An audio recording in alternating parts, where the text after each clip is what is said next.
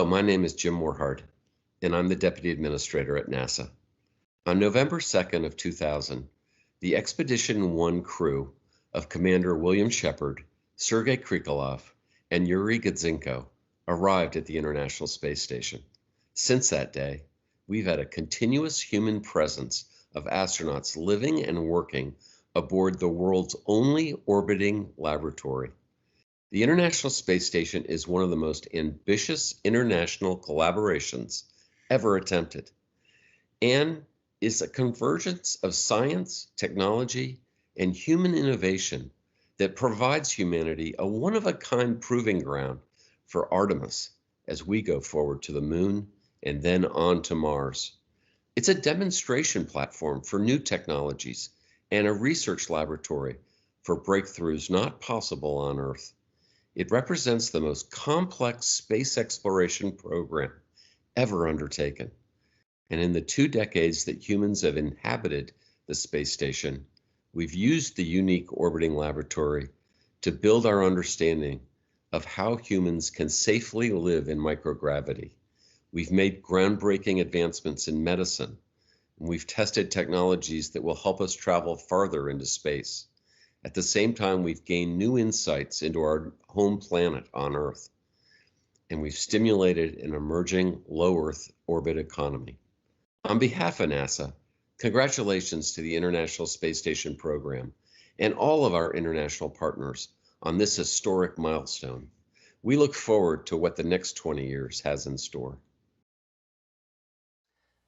Hi, I'm Jeanne Meserve, and it's my pleasure to host a conversation that really is life and world changing. Today, I am joined on the program by the 5 primary partners of the International Space Station.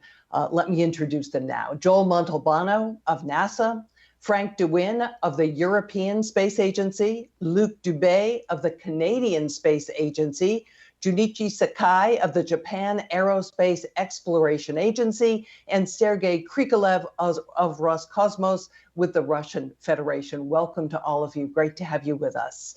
And a special thank you to NASA for their assistance in assembling these leaders, and to the Space Foundation Space Symposium 365 platform.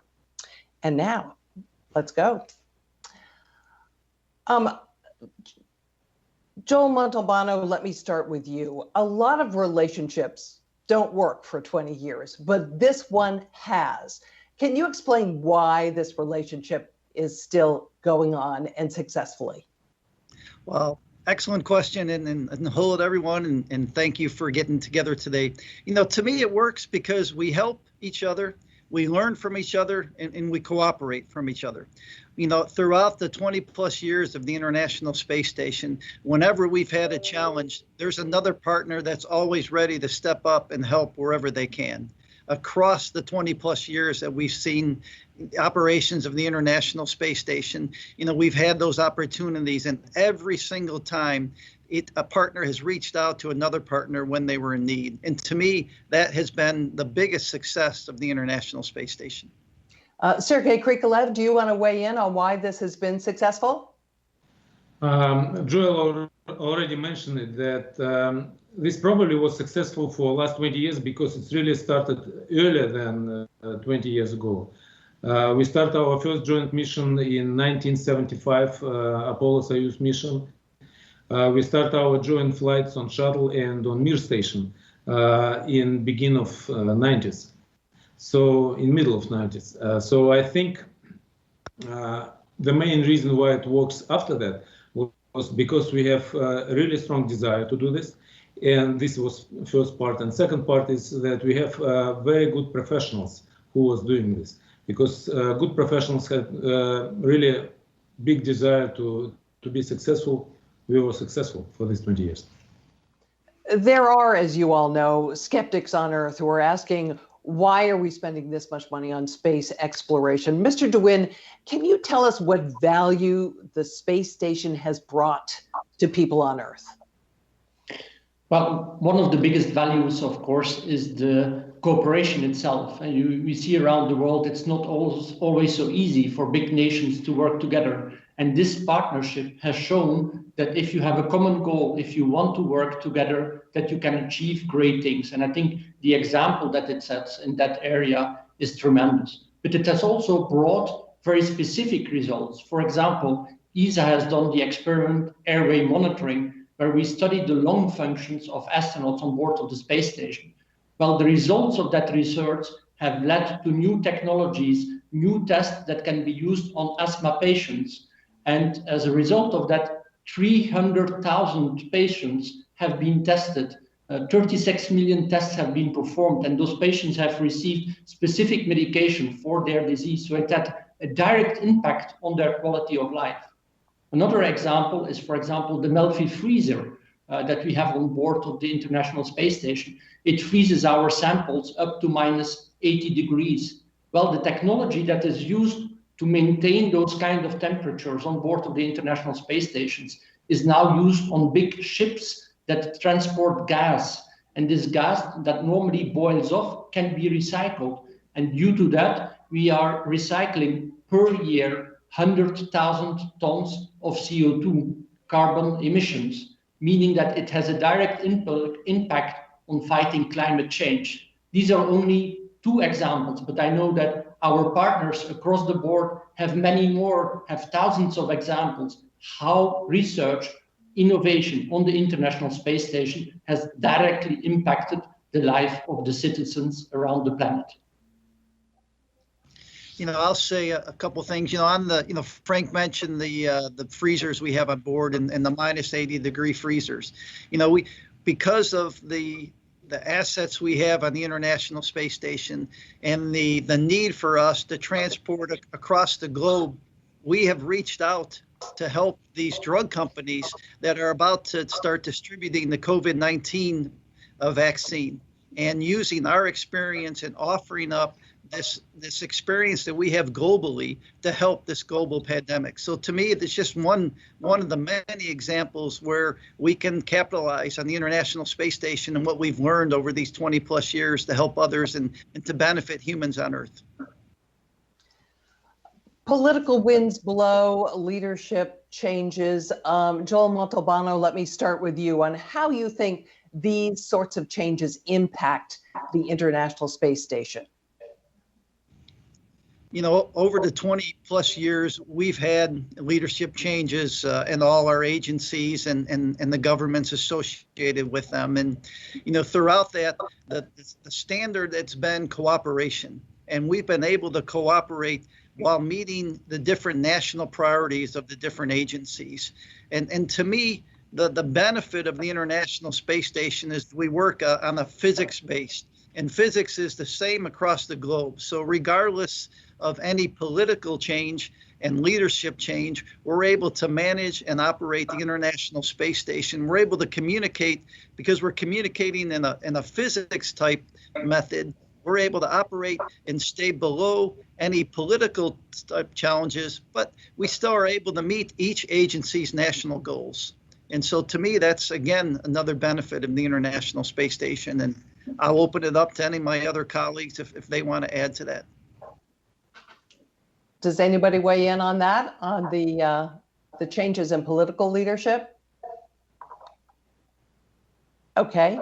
Well, your agencies have worked together for 2 decades now, amazingly. What are some of the things that you are able to do now that you could not do 20 years ago, 15 years ago, 10 years ago? Mr. Dube, why don't you go ahead with that one? So in our case, our original operation concept for the Canadarm2 Dexter was based on how the shuttle arm was operated, with astronaut driving at every step. But what we do now looks nothing like that. CSC Flight Control Room, which hosts the CSC Flight Controller, is now used a lot. The development of our ground segment is a big part of the ground. Completely controlling the robots from the ground is now most of the way we operate. So we work also with the American and the Japanese partner. We also added the capability to capture free-flying cargo vehicles. So since 2009, we have done 43 free-flyer captures. We also have unexpectedly become a key provider for robotic services to external payload. So as a result, the demand of our robotics has gone up and up. So we have started also developing autonomous control on our ISS robots. So this will become the basis for how we design and operate on our future systems. Mr. Sakai, do you want to weigh in on this question of what you can do now that you couldn't do 10 or 15 years ago? Yeah, we are able to proceed a variety of utilization that were not originally expected due to the great efforts of engineers and researchers on the ISS. For example, there is a research in space medicine that will be useful for future human exploration, and the private sector is actively utilizing the ISS. We are also trying commercial components in ISS. The success of Crew Dragon is also an epoch-making event. If I may appeal to you, the Japanese experimental module Kibo has both a robotic airlock and a robotic arm to conduct CubeSat deployment and material exposure experiment. They were developed by an engineer's idea after Kibo became operational. We have learned that assets having expandability fosters the utilization and future needs. I also believe that one of the achievements is that ISS international partners have been also to discuss and consider the gateway, the next human space station based on the ISS cooperative experiments of the ISS program. Has the International Space Station changed your countries and your country's aspirations in space? This is something I would like all of you to respond to, but Mr. Krikalev, why don't we start with you? Has it changed the outlook? In the beginning, of course, although we have experience of international cooperation on previous stages, but still was a pretty big concern how well we can work together, what is going to be the result of our work, and how we will move forward together. Now we know that this partnership is working really well, and now we are looking on the station not only as an platform for current exploration, but also as a platform for future exploration. We use space station as a test bed for new technology, for new experiments that result of this experiment we expect will be useful for future space exploration beyond low Earth orbit. Mr. Dwin, do you want to weigh into this? Obviously, countries plural in your case. Has the ISS changed things in terms of space aspirations in Europe? Absolutely, it has changed a lot. I'm coming from a small country myself, Belgium, but nevertheless, I was able to fly to space twice. Without an international cooperation like the International Space Station, this would, of course, not have been possible. And today, we see we are actually starting a new astronaut selection in Europe in the next months. We see that a lot of countries have the aspiration to have their citizens flying to space. And I'm sure that in the future, every European citizen can have these dreams. And this is, of course, relating directly to young people who have to invest in STEM, science, technology, engineering, and math, skills that we will need to build further our society in the future. But of course, it's not only linked to human spaceflight and to what we do on board of the International Space Station. There are so many other domains in space, navigation, Earth observation, telecommunications, where we will need a lot of people. And the fact that we can work in cooperation, that there is a visible element that people can see in the sky every night and say, my citizens, they are flying there, they are working there for the benefit of humankind, has dramatically changed the way that Europeans look to space. Luc Dube, how about what are your thoughts? Yeah, so our contribution, the Canadian arm, has allowed Canada to become a world leader in space robotics. It also gave us the access to a big laboratory for science and allowed Canada to have its astronauts fly long-duration mission and international cooperation. It also helps promoting the space in Canada and was key for the development of such in the industries and the academia. So it inspires future generations in science and technology education. So it's a dream to come true for many Canadians. So we are very proud to contribute to such an important research opportunities. It is largely thanks to the ISS that the space community in Canada are now setting their sight on destinations like the Moon and Mars.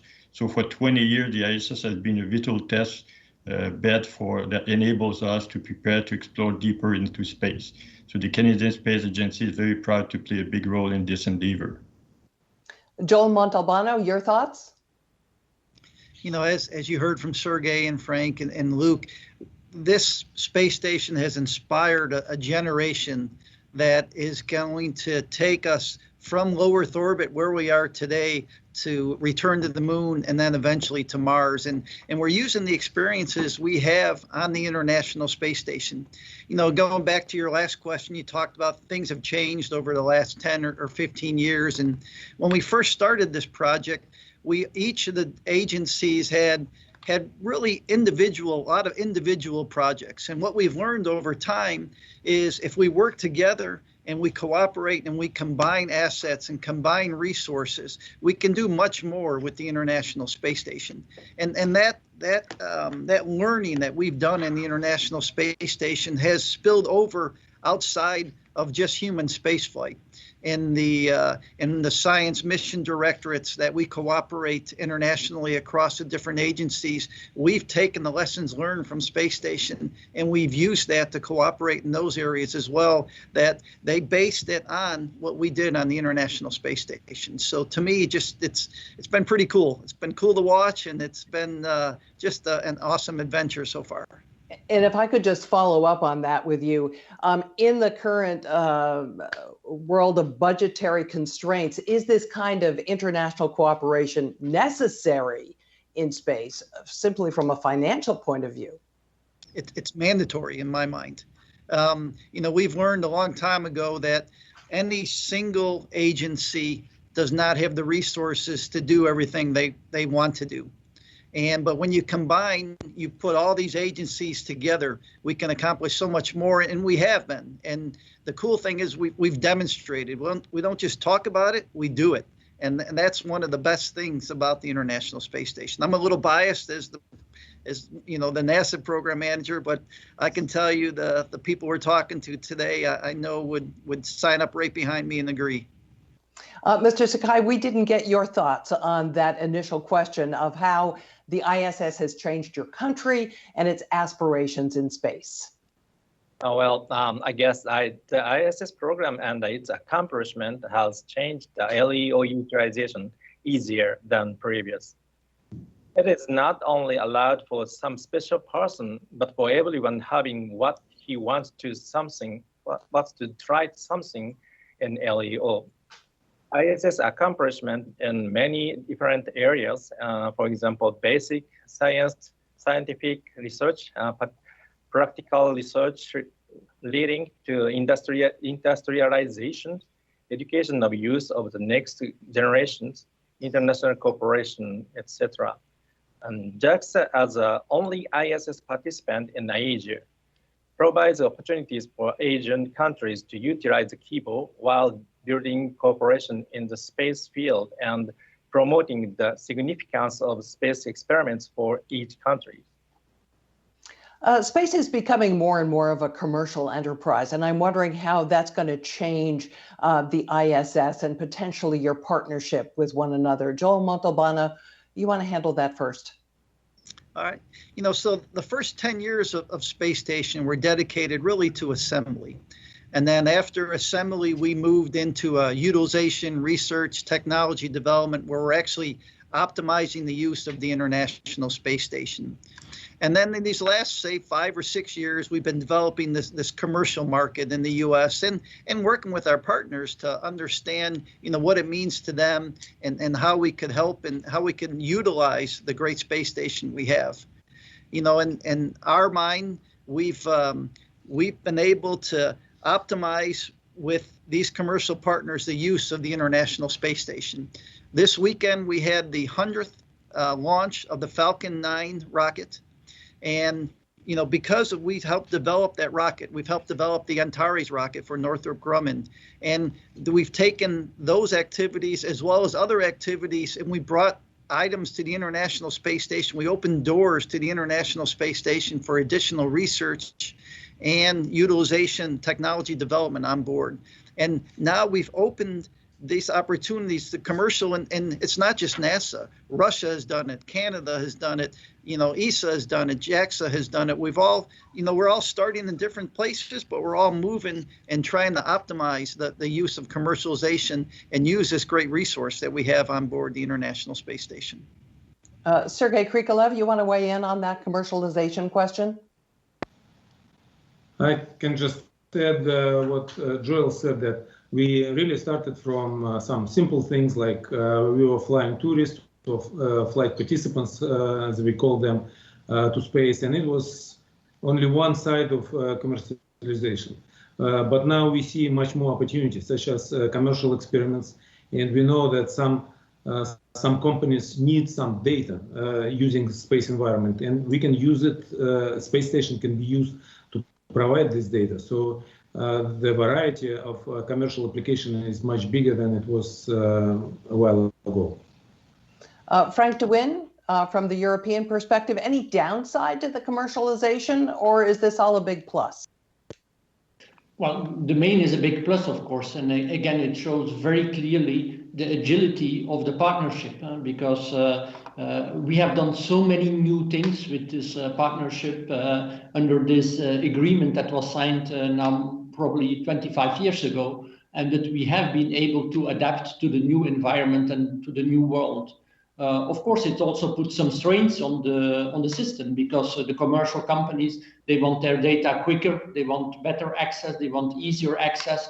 So it also strains on our side the way that we operate. We need to completely, continuously rethink what we can do, how we can better now service a customer, another customer, because initially our customers were only the scientists and they were used to work with us. Now we have to get used to work with other entities that have other drivers. So it's not always easy, but it shows for the agility of the partnership that, again, not one of the agencies apart is able to do that, but through the cooperation, through exchanging experiences, how we do that, we are able to manage this great new endeavor. And at the end, of course, the aim is to build an economy in low Earth orbit. The aim is not that we as agencies, we continue to operate and to fly and to build everything in low Earth orbit, but that there is a real economy and we are just one of the users of the systems that will be there. And then we can focus, as was said already by a number of our guests, we can focus on exploration, the gateway, going to the surface of the moon and eventually to Mars. This is where we should have to shift our focus of the agencies in the next 10 to 20 years. Could I just follow up a moment and ask you about the strains that the commercial enterprises are putting on the system? Can you be specific about what you're talking about? Well, of course, if you have a commercial company that says, I want to do my research on board of the space station, they want to have, of course, a guarantee that they can fly. They want to have a return on investment. That's everything that is there about the commercial companies. So how do we manage this as agencies? How do we put the priorities right with our member states, especially in ESA, because they fund the national science? How do we manage all these different inputs that we are getting, these different requirements that we are getting? And this is something that we need to learn. We are not there yet. We are not fully 100% proficient yet, but I'm sure that we will get there over time. Looking back on the challenges of designing and also building the space station, I'm wondering, Sergei Krikalev, what advice you might have for future projects that are this complex? I think what we experienced from very beginning, that on top of regular work relationship, we start to build a personal relationship inside the program. And I think this is very important because in this way, we can trust to each other, we know each other better. And I think from my point of view, at least, it's one of the big advantages we have through this program, because now I have friends in Europe, in European Space Agency, in States, in Canada, in Japan, and with some people we work closer together in space, with some people we were working together here on the ground and mission control. But I think this is probably one of the reason why our program was successful, because we start to build trust to each other, and I think it's based on a personal relationship, and I treasure this as a part of my life experience. And in terms of the challenges of designing and building, what did you learn? What would you do differently if you were to do it again, Mr. Krikalev? I think we have different learning on different stages, because sometimes we try to do things standard, and it has some advantages, but also the life shows that things still different. We have one voltage on Russian segment, we have different voltage on US segment, and it has pluses and minuses. And because station is basically the lab where we can learn what is the best way to operate, having a variety of technical solution, we will have more data. And even if we found out that one of the solution is not as good as another, but if we wouldn't try, we wouldn't know about this. So I think having this variety is also good for the station and for the program in general. Mr. Dube, what are your thoughts on this, on the challenges of design and build and what might be done differently? Yeah, I think the fact that it's so complex, there's a need probably to have continuous communication between the partners, especially during the design phases, because there will be a lot of changes that will impact each other. So we need to better define the interface and well define also the role and the responsibilities of every partner. I know, like on the ISS program at the beginning during the design phase, we had a couple of changes over time, and that impacted us on our design for the Canadarm, and it cost a lot of money and also had a big impact also on the schedule. So those need to be defined clearly and also on a regular basis to make sure that at least we could react quickly on those changes. So, Joel Montalbano, do you want to weigh in on this as well? How future projects that might be very complex might have learned from the ISS experience? You know, my biggest advice, and I talk to our Gateway folks all the time, is you can't start soon enough talking globally. You got to get out of this idea of, you know, a single agency item. This has to be a global endeavor. It has to be a global partnership. And the sooner you can start working together, and the sooner you can start sharing, you know, desires, needs, requirements on how you want to operate, to me, you can't start early enough.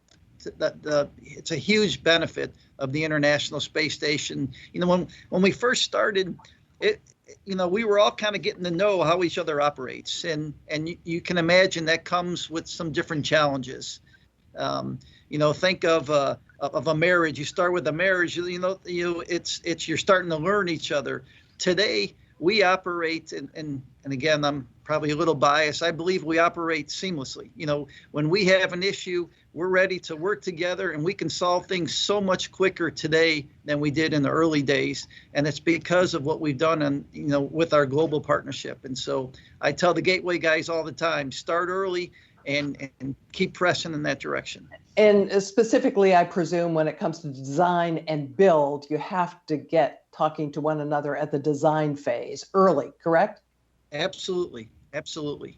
And you know, it's you know, this pandemic makes it hard, right, for some people, and it's harder for us, you know, no doubt. But the beauty of Space Station is, because of all the different time zones, we've already been operating remotely. We got a lot of practice in the International Space Station. So while the pandemic has added different challenges, we can't see each other face to face like we need to, and like we've done in the past.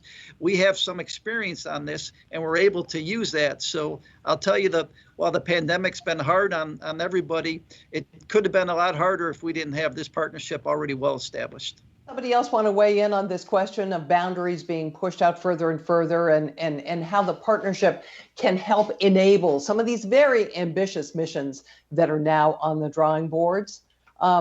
Sergei Krikalev, you want to take a stab at that?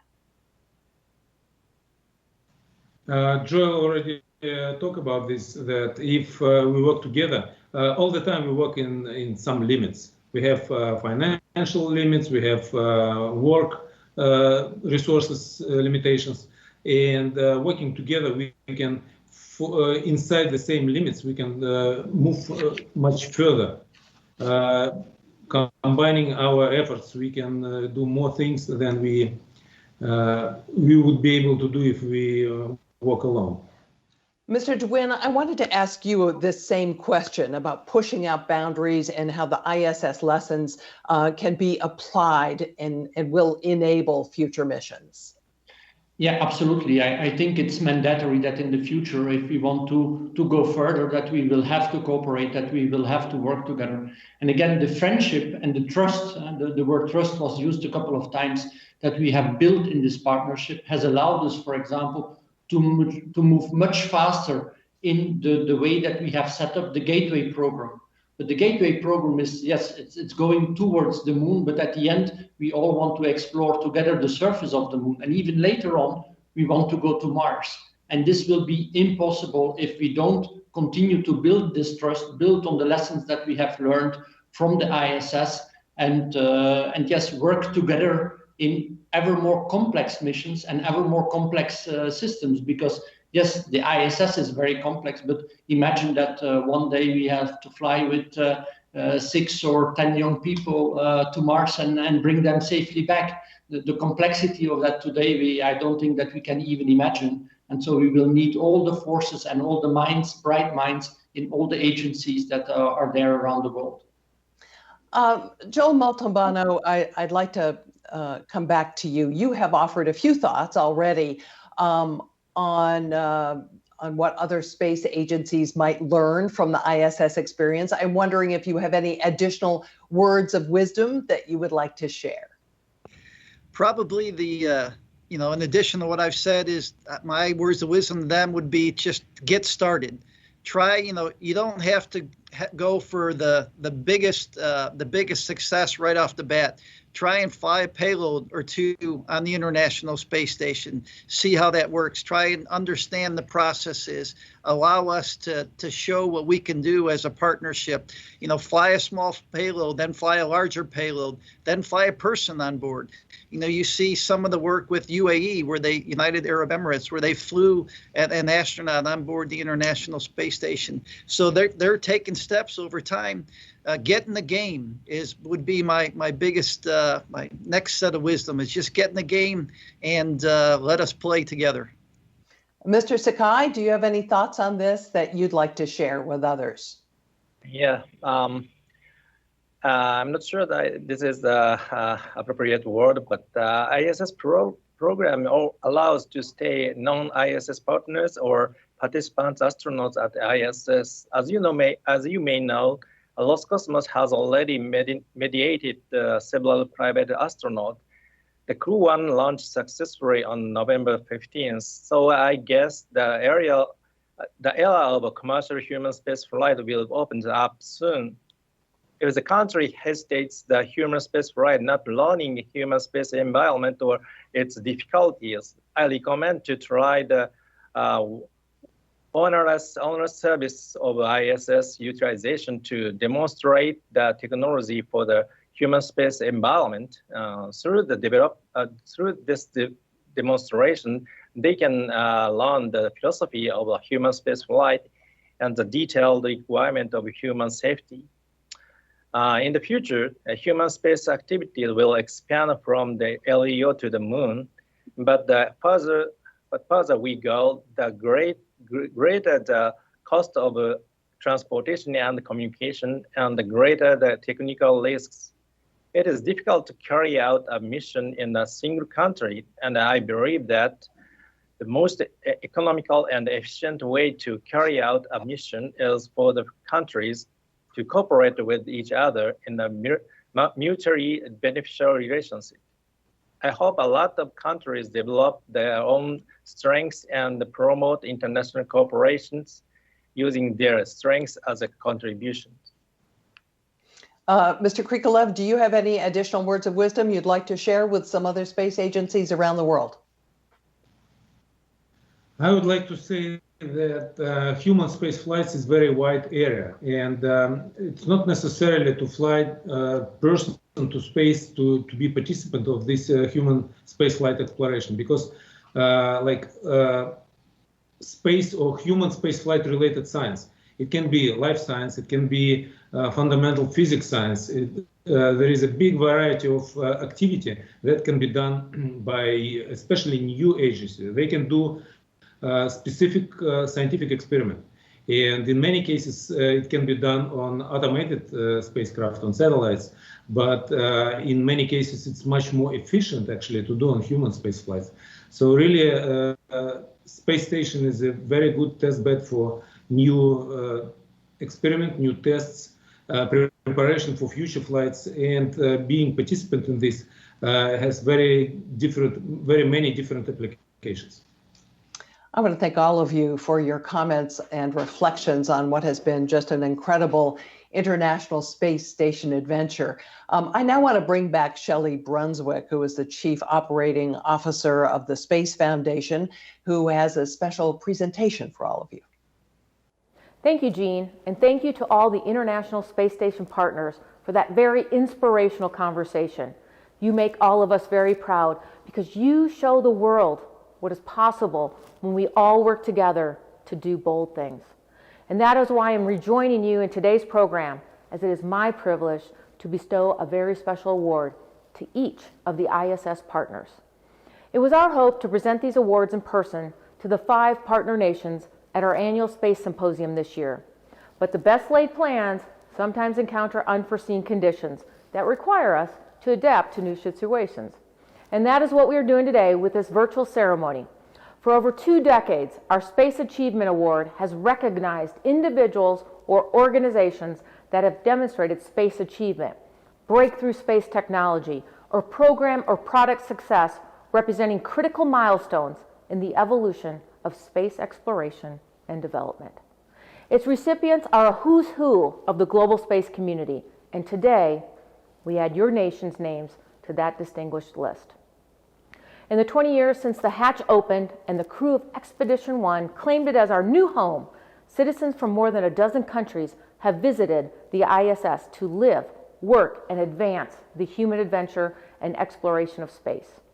In recognition of their shared leadership, initiative, and investment, the Space Foundation presents its 2020 Space Achievement Award to the 5 space agencies that have led the ISS program since its inception.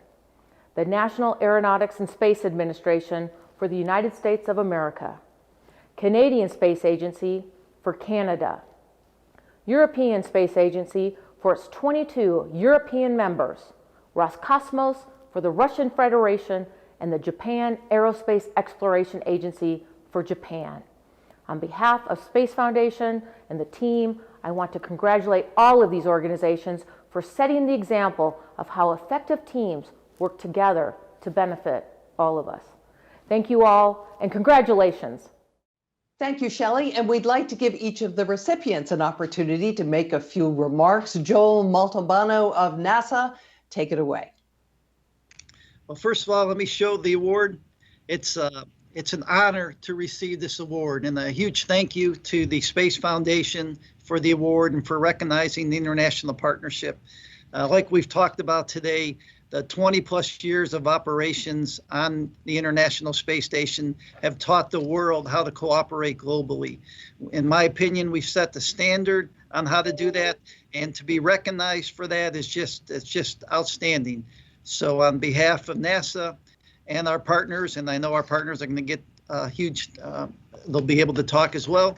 I just wanted to say a huge thank you to everyone, and I promise you we'll continue this great operations of the International Space Station for many years to come. Thank you. And now Frank de Winne of the European Space Agency.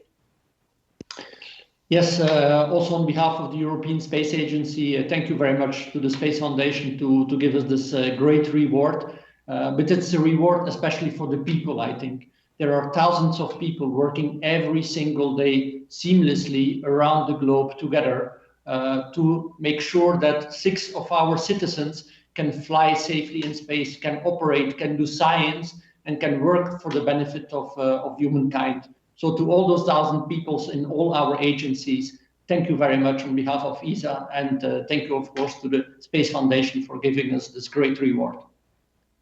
Luc Dube of the Canadian Space Agency. Yeah, so I would like also to thank you for that award. It's a great honor for me to receive it on behalf of the Canadian Space Agency. So I will share it with all the CSA employees who supported this program over these years, and also with the Canadian industry, particularly MDA, who also contribute to the success. So we now control the ISS robots from the ground and continue to evolve with the addition of the autonomous control. So the Canadarm2, along also with the shuttle arm, basically build the ISS. So Canada will continue to partner with the other spacefaring nation, and we will continue to evolve. So thank you. Let me give the floor to Junichi Sakai of the Japan Aerospace Exploration Agency. Yeah, thank you very much to Space Symposium, and it is a great honor to receive such a glorious award. And Japan joined the ISS program in the 1980s. In the beginning, Japan has less experience and achievements in human space activity than the US and Russia. And I heard that it was difficult to carry out the program. I have been working on the ISS since 1992, and I am very impressed with the 20th anniversary of human mission in the ISS and the various accomplishments it has produced. I hope that this partnership on the ISS will benefit its partners and humanity, and that it will continue to grow not only at the ISS, but also beyond the ISS. Thank you very much. And Sergei Krikalev of Roscosmos with the Russian Federation. And I would like to continue what Frank already said, that this award is an award for a huge number of people working in different countries, working together, and some people on very important positions. Some of them just new engineers and scientists who just recently joined the program. And I think this award belongs to all this big crowd that actually built even something before this program started, because a lot of things NASA inherited from previous program. The same with us, some engineers who developed hardware for Mir station. A lot of this technical solution was adopted for International Space Station. So I think this award belongs to all these people. And I think it's very important for new generation who is just coming to motivate them to see how it was done on previous stages, and probably several years later, new team will receive new award. So thank you all for doing all of this. Congratulations to each of you for receiving the Space Foundation Space Achievement Award. And thank you also for participating in this conversation today.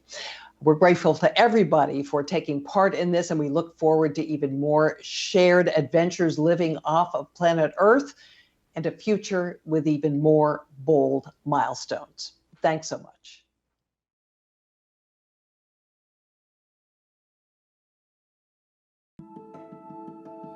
And liftoff. Liftoff of the Proton rocket and the Zarya control module. The International Space Station is underway. We have booster ignition and liftoff of the Space Shuttle Endeavour with the first American element of the International Space Station, uniting our efforts in space to achieve our common goals. Roll program.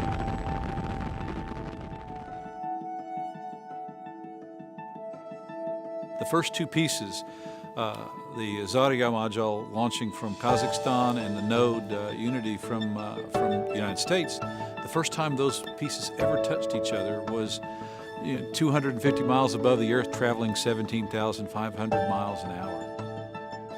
They fit together perfectly, and the electrical signals across the interface was perfect, and yet that was the first time they had ever seen each other.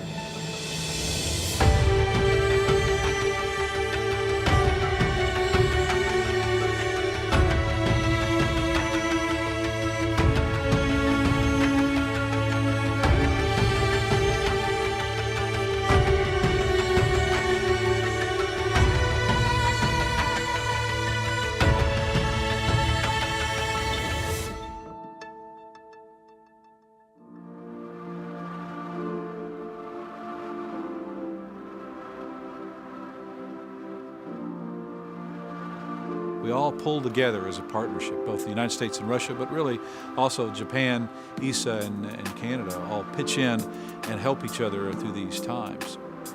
Thank you to our ground support teams. And we really respect your professionalism.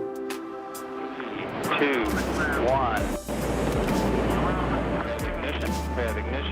When we were up on orbit, we were pretty relieved to have all the risk of launch behind us. But then there was kind of a very busy scramble, particularly to find the TV hookup and the TV cable so we could give you that downlink. We were really close to the wire, getting that all rigged and happy, and we almost missed it. Go ahead. Have a good day. We finally got access to the internet.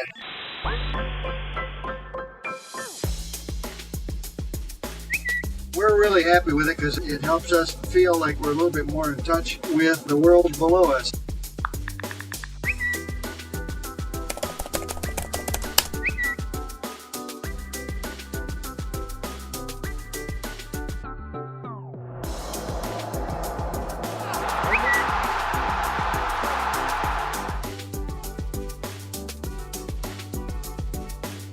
Shall we start taking this symbol of partnership and friendship and competition into space?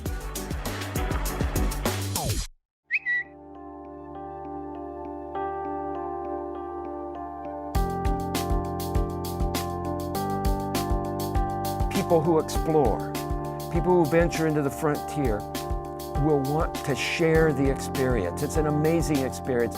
We have the internet and we can get the story out to more people. So if we step away and we can look at the Earth from above, we can get a very good feel for all of the dynamic changes that are happening both in the ocean, in the atmosphere, on land, and so forth. This is the cupola. It's one of those places you find yourself hanging out in all the time because all you want to do is look back at our planet. I play this game with myself about where we're flying over the Earth. You can sort of figure it out. You can tell different cloud types over different continents. You can tell different soil types over different continents. Oh wow, the Baja Peninsula. My favorite things to look at. Nice. Wow. That is amazing. I've definitely drawn encouragement from mentors, and so recognizing that we may be offering that for future space explorers was definitely a privilege and an honor. We have a gift and an opportunity to potentially inspire the future.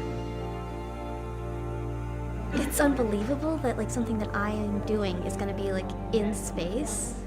So I'm just like, wow. I think this has a really neat potential, you know, something that wasn't available when I was growing up, but where the students themselves can actually participate in what's going on board station.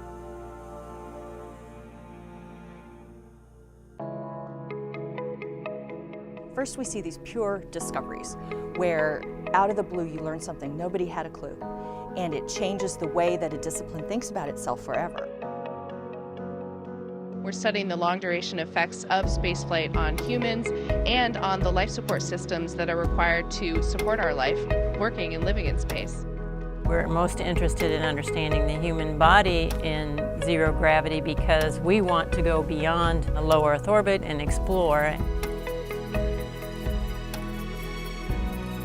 Also, we have this applied research that leads us to real Earth benefits, where we go out, we seek information, and we bring that information back to Earth and directly start impacting people's lives. Today, experiments have been run on boards that have touched over 103 countries around the world. So it's something that the whole world can be proud of.